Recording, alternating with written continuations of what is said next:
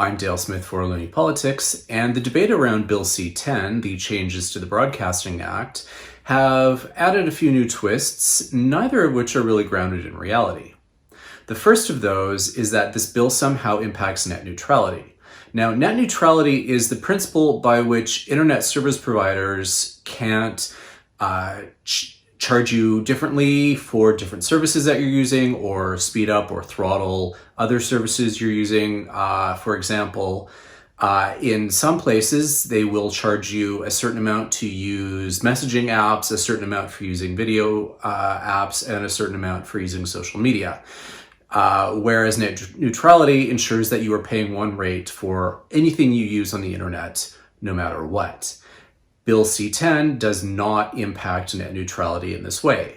The notion is that somehow making Canadian content more discoverable is not treating all content the same, which is not the same as the principles of allowing access to all parts of the internet for the same price.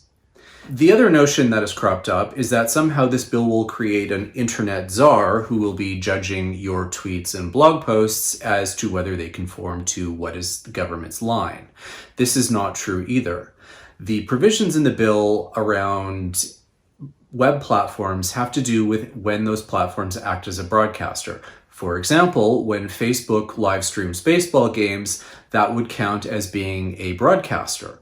When YouTube runs scripted content that they produce themselves, that is acting as a broadcaster, not user-generated content, which is explicitly excluded from this bill.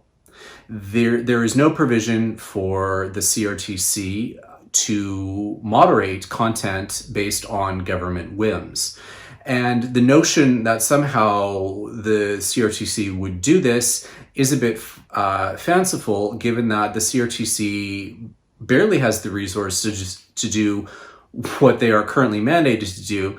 And as we saw in a decision around wholesale internet pricing this last week, doesn't seem to think that they have the resources in order to do the kind of calculations necessary to make a wholesale internet pricing system work.